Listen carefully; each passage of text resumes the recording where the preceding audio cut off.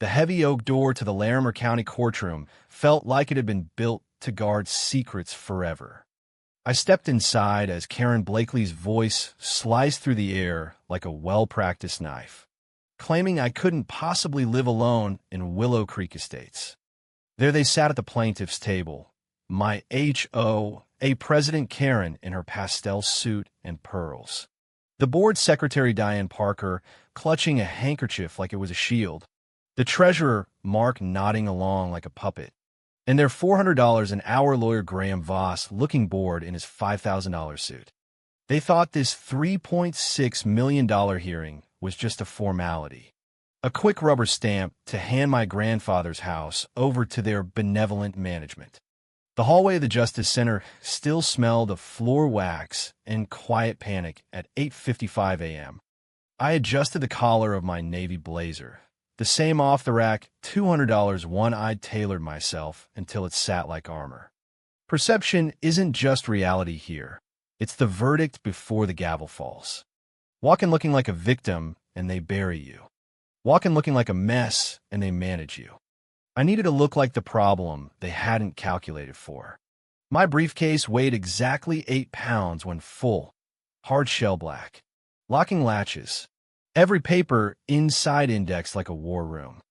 I had practiced this walk in my kitchen, stepping over the threshold as if it were the bar of justice, training my body to reject the tremors that used to betray me. The door groaned open. The air thickened instantly with that special silence families, or in this case, neighborhood associations, reserved for cannibalizing one of their own. They were already arranged like a firing squad in pastel. Karen sat closest to the aisle, posture rigid, chin lifted, her voice pitched just loud enough to carry. She simply cannot live alone, she declared with tragic certainty, as if my independence were a public safety hazard. The HOA standards are non-negotiable. How can someone who wears noise-canceling headphones to mow the lawn possibly uphold the beige curtain policy or keep the mailbox flag at regulation height? She wrapped the insult in velvet concern. I didn't flinch. I walked to the defendant's table, heels clicking a steady countdown. Click, click, click. Graham Voss glanced up and gave me the waiter nod, dismissive, bored. To him, I was an administrative hurdle, a signature he needed before lunch. They all radiated the relaxed confidence of people who believe the deck is stacked because they own the casino. By noon, they assumed I would be declared a ward of the HOA my grandfather's house, the crown jewel of Willow Creek Estates with its prime corner lot, mineral rights, and $3.6 million valuation, safely under their loving control. They called it a community conservatorship. I called it civil death by clipboard. All rise. The bailiff's voice cut the hum. Judge Judith Klein swept in, black robe settling like crow wings. I had researched her for 3 weeks, 12 years on the bench. Cold, efficient, allergic to theatrics. She trusted paper, not tears. Voss preferred charmable judges. You can't charm a calculator. She opened the file. In the matter of the estate of Warren Hayes and the petition for community conservatorship over Melody Hayes, Voss stood, buttoning his jacket with practiced smoothness. Your Honor, we are here because the Willow Creek HOA has grave concerns. MS. Hayes lacks the capacity to maintain community standards or manage this significant asset. We have affidavits detailing her history of developmental challenges, sensory overloads, rigid routines, inability to handle social gatherings without retreating.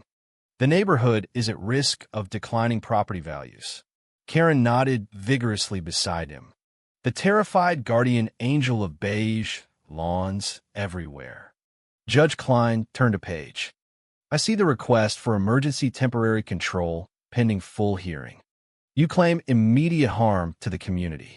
Yes, Your Honor, Voss intoned gravely. The asset totals approximately $3.6 million, prime real estate with development potential. MS. Hayes has no experience navigating HOA covenants, much less the complexities of mineral leases attached to the lot. Her medical history suggests susceptibility to undue influence and lack of executive function. We simply asked the board to step in as loving neighbors to protect her and the entire street. He made it sound so reasonable, like they were doing me a favor by taking my home. I sat perfectly still, hands on the cool leather. In for 4, hold 4, out 4. When I was a child, vacuum cleaners felt like punches. School cafeterias blur my vision. The HOA board had cataloged every meltdown. Every time I retreated into silence during their mandatory welcome mixers. Every time I wore headphones to block the Saturday lawnmower symphony. They had spent years building a cage out of my differences, and today they were selling tickets. Voss continued smoothly. A quick resolution is in everyone's best interest. MS. Hayes is fragile. We want to spare her the stress. Fragile. The word landed between us. I stared at the scratches on the defense table where other defendants had gripped in desperation. I was not desperate. I was cold. A glacier they had mistaken for an ice cube. MS. Hayes, Judge Klein said, looking over her glasses. You are appearing pro-SE? The room went silent. Voss smirked tiny, vanishing twitch. He thought I had failed to find counsel. Proof of incompetence. I reached for the latches. Snap! Snap! The sound cracked the quiet. Inside, color-coded tabs. Evidence index on top. Financial forensics beneath. Communications and coercion beside it. Every document aligned like soldiers. I pulled out the notice of appearance and placed it on the table. I am appearing to correct the record. Your Honor, I could feel their stares burning into my face. Karen had stopped nodding. Diane had stopped wringing her hands. They were staring at the binders, staring at the fact that I wasn't crying. To understand why they dared claim I couldn't live alone, you have to know how long they had practiced that line. For 20 years, they wrote a script where I was the tragedy and they were the heroes of Willow Creek Estates. But I didn't come to read their lines. I stood, weight even, shoulders back. I allowed the smallest cold smile. Not happiness, the smile of someone who just realized the trap they walked into was the one they set themselves. They came to discuss my inability to manage $3.6 million and HOA covenants. But as I laid my hand on the binder marked exhibit, we were about to discuss something else entirely. We were about to discuss theft. Fraud. And exactly what happens when the person you thought was the neighborhood burden turns out to be the only one who kept the receipts. I was 7 when I realized my name was usually followed by a sigh. A sharp intake through the nose. Then a long, deflating exhale, as if my existence used up all the oxygen on Maple Lane. My parents didn't know how to handle a child who didn't smile for HOA welcome photos, who sorted her garden pebbles by size before planting, who screamed if the seams of her socks touched wrong. Doctors gave them a label, high-functioning autism spectrum. To my parents, it wasn't a diagnosis. It was permission to stop trying. Karen Blakely was the antidote. She was everything a suburban HOA princess was supposed to be: loud, colorful, requiring zero interpretation. She brought home cheerleading trophies for the community bake sales. She only attended for the photo ops. When Karen entered the monthly board meeting, everyone lit up. When I entered, they turned down the volume and asked if I'd taken my medication. They told the neighbors Melody is special in that patronizing tone that suggests a burden nobly borne. They never saw that my quietness was observation. While Karen learned to charm, I learned to count. Every Saturday at exactly 7 a.m., a dusty pickup would pull into our driveway. Grandfather Warren would wait without small talk. We drove to his kitchen, not for cooking, but for ledgers, stacks of invoices, tax assessments, water shares, HOA minutes. Sit down. Melody, he'd say, sliding receipts across the oak table. The co-op says we paid for 400 gallons of diesel. Slips show 350. Find the missing 50. Numbers didn't lie. They didn't smile while stabbing you. Warren taught me the language of property. Surface rights versus mineral rights. How one piece of paper can be worth more than the house sitting on it. One afternoon at 14, he slid a lease renewal across. Read the indemnity clause. I found the buried sentence, shifting cleanup liability to the landowner. He struck it out with black ink. Never sign when your heart beats fast. Melody. Wait until your pulse is 60. The world is full of people who'll smile at your face while stealing your shoes. He was the only one who called my attention to detail, a survival skill. My parents and Karen never visited the house after Grandpa died. They liked the quarterly checks but hated the dirty details. The will reading happened 9 days after the funeral in a wood-paneled office downtown. Mr. Abernathy read the bequests. To my mother Diane and father Mark, retirement accounts. $450,000 shared. To Karen Blakely, the vacation condo in Breckenridge. Then he turned the page. To my granddaughter Melody Hayes. I leave the entirety of the Hayes Residential Trust, the Willow Creek Estates corner lot home, all mineral rights, senior water shares, and full trustee authority. Current valuation, $3,600,000. The silence was a bomb that hadn't exploded yet. Karen's smile faltered. That's a mistake. Grandpa wouldn't do that. Melody can't even keep her lawn at regulation height without a script. She can't live alone. Diane stood. Surely there's a misunderstanding. She has challenges. He knew she needs support. It's cruel to burden her. I was sitting right there. I know the lease terms for the mineral rights. I know the renewal date for water shares is January 15th. I know the tax liability. Karen burst out. She's autistic. For God's sake, you can't hand her an estate in a covenant-controlled community. Mr. Abernathy stood. Mr. Hayes was a sound mind. He explicitly stated Melody was the only one who understood the books. They walked out whispering furiously. No congratulations. Just the look of a team that lost the Super Bowl and already blamed the referee. I drove straight to the house. The wind bit my cheeks. My phone exploded with the neighborhood group chat, now renamed Willow Creek Emergency. Karen added Graham Voss. We need to meet tonight. Emergency board session. Don't sign anything. Melody, we're doing this for you. I didn't reply. I went inside and pulled the metal lockbox from the pantry behind the pickled beets, exactly where Grandpa said the originals lived. Copies blow away in storms, he'd told me. Always keep the originals. That night, the beige living room of Karen's house smelled of vanilla candles and surface cleaner. Theater. My mother Diane clutched a throw pillow. Mark stared at a framed ski photo. Karen sat in the armchair, mask of sisterly concern. Graham Voss's briefcase lay open like a holy text. Come in. Dear, Diane said. We have peppermint tea. I stood near the exit. What is this? Karen gestured to the sofa. We're worried about you. The will reading was a lot. We know how overwhelmed you get when things change. I didn't sit.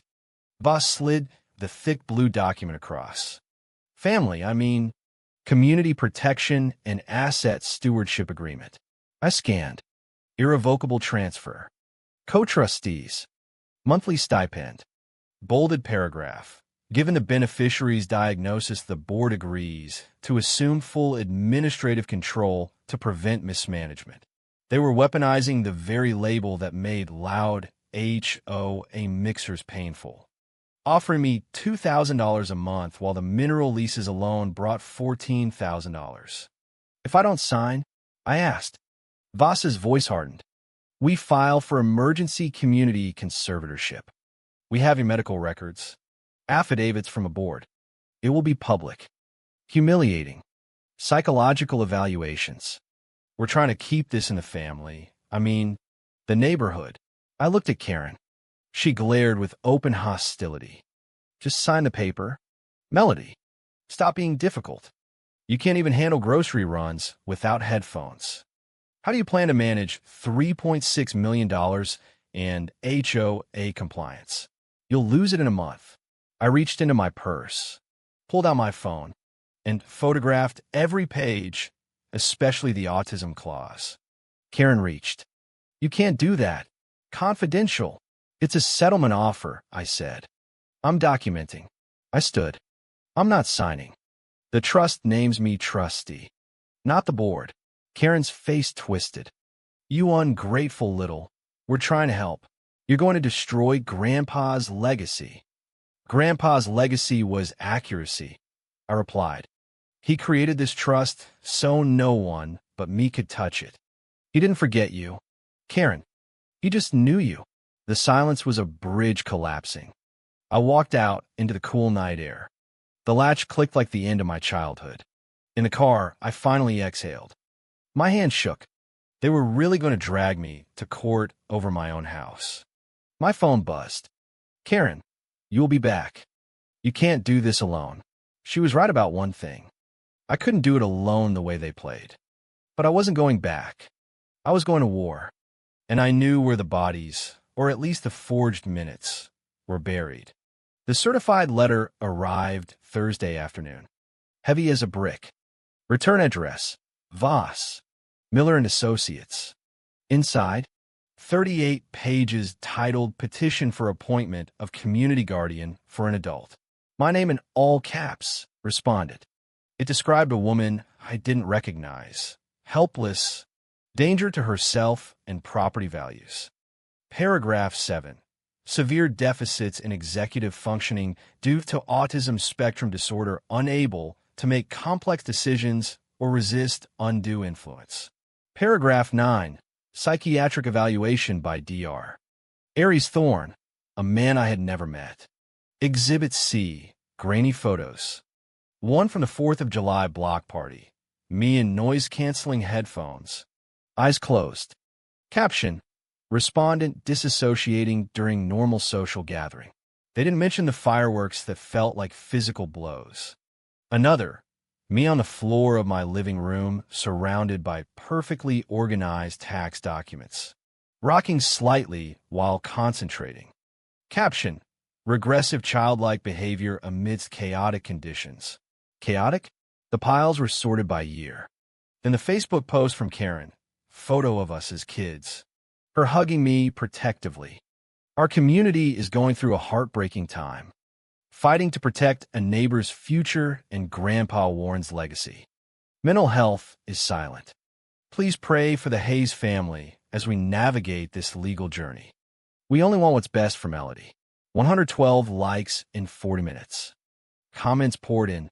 Such a good president. Karen, God bless you for stepping up. The narrative was set. I was the unstable burden, Karen the martyr. The next morning at 9:15, my office phone rang. HR Director Linda. Melody, could you come to my office? Bring your badge. Bring your badge. Corporate death sentence. They had received the public filing. In our industry, reputation is currency. We cannot have an employee publicly adjudicated for financial incompetence. Unpaid administrative leave. They had cut my lifeline exactly as the petition claimed I couldn't support myself. Self-fulfilling prophecy. I drove home and opened the metal box. Grandpa's canceled checks from the HOA Emergency Fund. $185,000 withdrawn while he was hospitalized.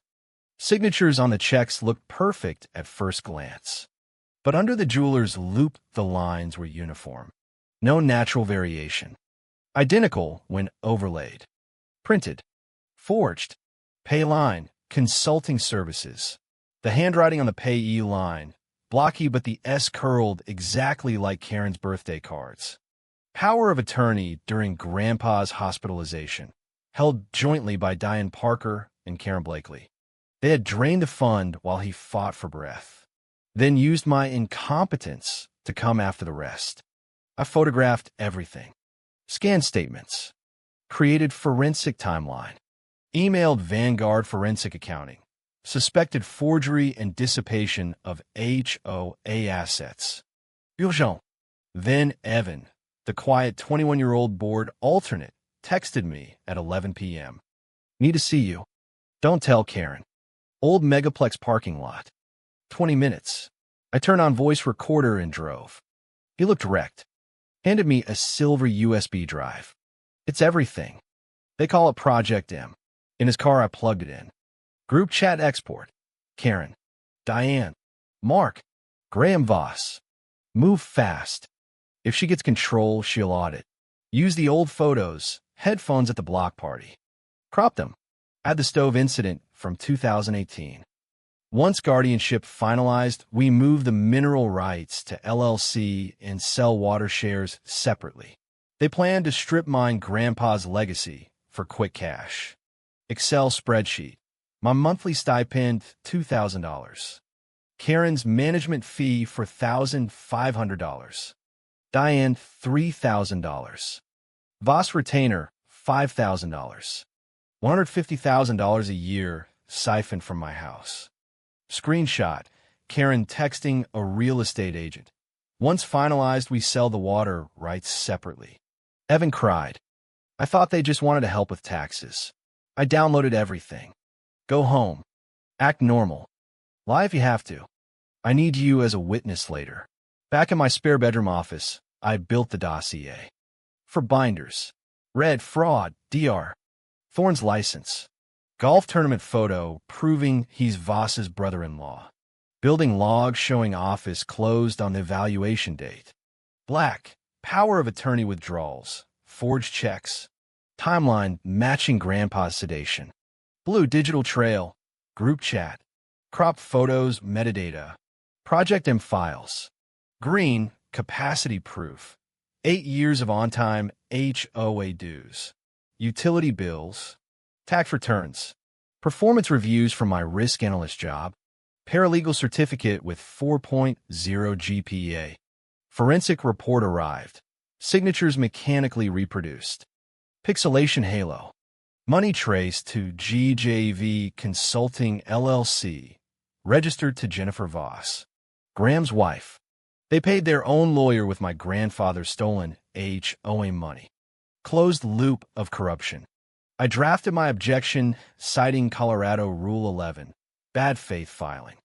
Attached everything. E-filed at 1:42 a.m. The bomb was in the building. Sunday night suffocated my apartment. The hearing was 13 hours away. I sat on the floor, surrounded by binders conducting final audit when Karen dropped another social media bomb. Photo of my house looking desolate. It breaks my heart to see our community legacy at risk. When a loved one becomes a danger to themselves, you have to step in even when they fight you.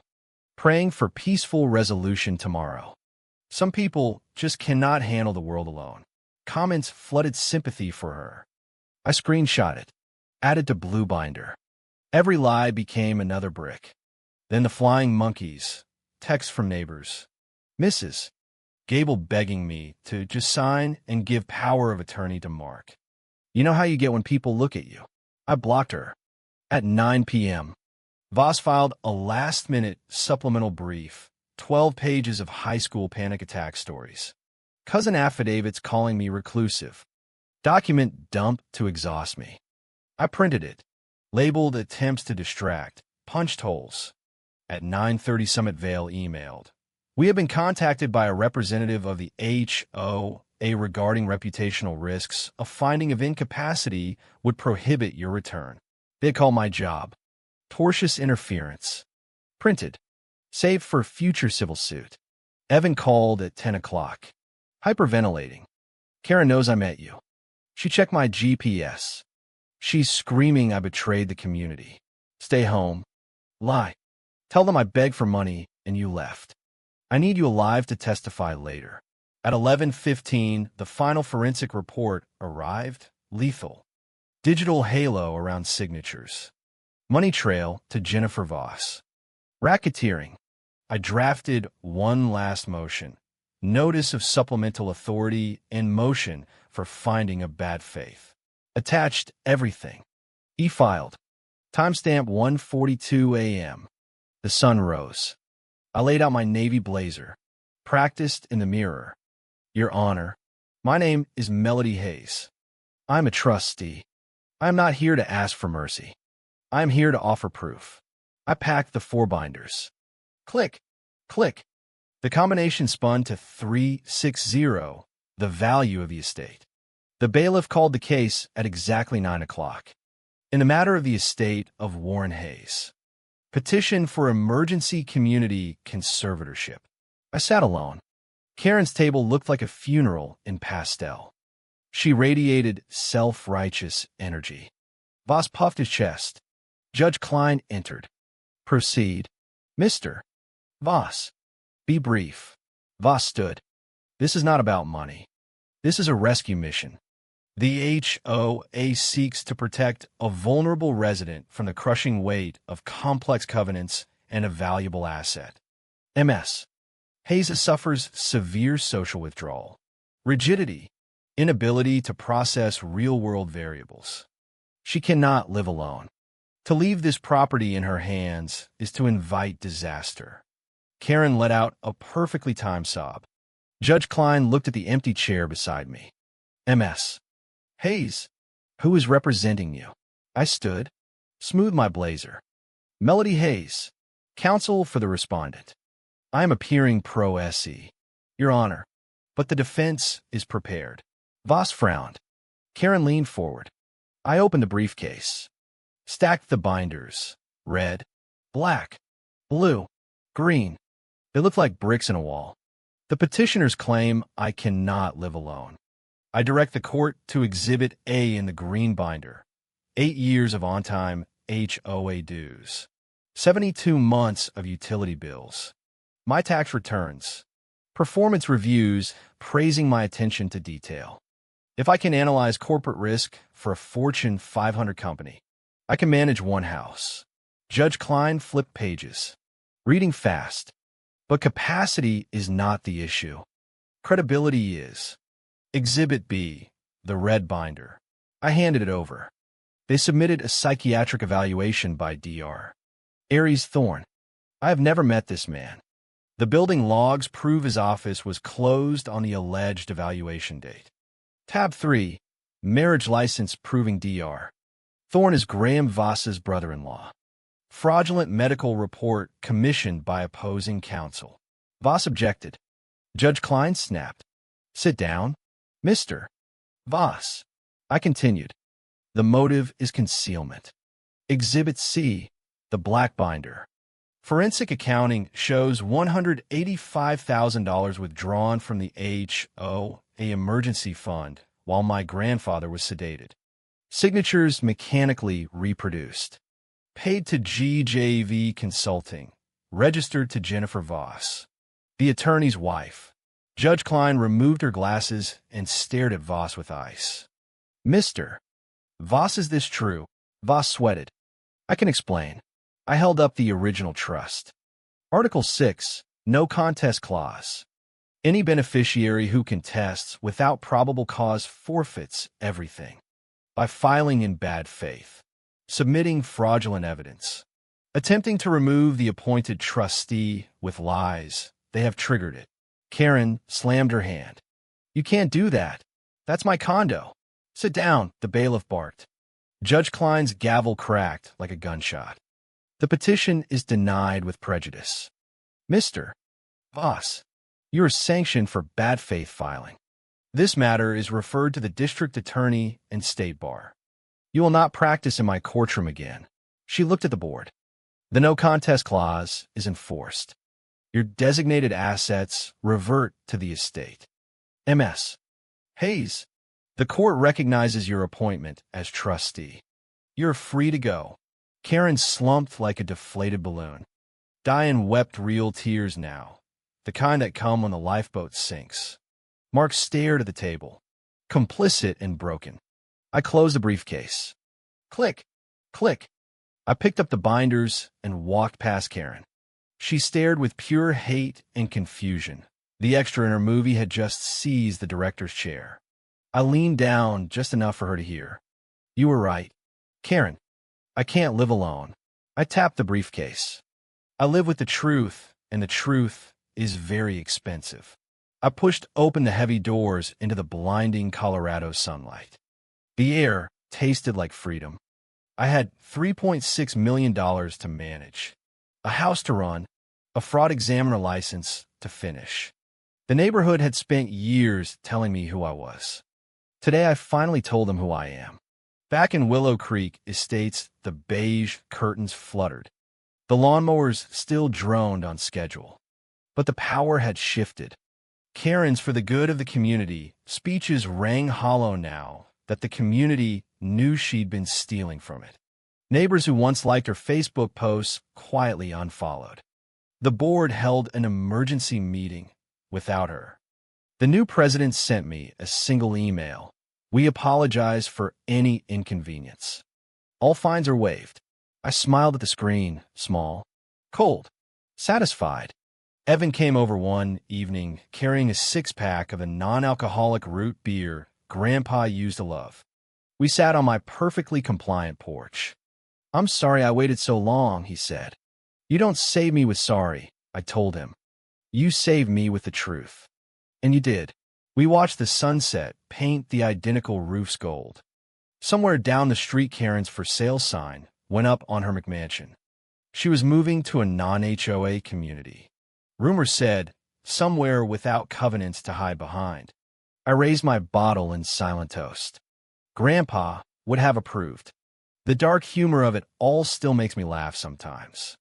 The woman who couldn't handle the world alone had just dismantled an entire neighborhood tyranny with nothing but patience, paper, and the original receipts. Every Saturday at 7 a.m., I still sit at the oak table with the ledgers. I trace the numbers. They still don't lie. And when new neighbors move in and ask about the quiet woman on the corner lot who keeps her lawn exactly regulation height and never attends mixers, the answer is simple. She can live alone just fine. She just chooses to live with the truth. And in Willow Creek Estates, that truth turned out to be the most expensive property of all. Thank you for listening to Melody's story. If this HOA Karen takedown gave you the same laugh while furious satisfaction it gave me, drop a comment telling me your worst HOA horror story. I read every single one. Don't forget to subscribe, smash that like button, and hit the notification bell so you never miss the next neighborhood nightmare turned justice. Your support keeps these stories alive. See you in the next one, where another Karen learns that receipts always win.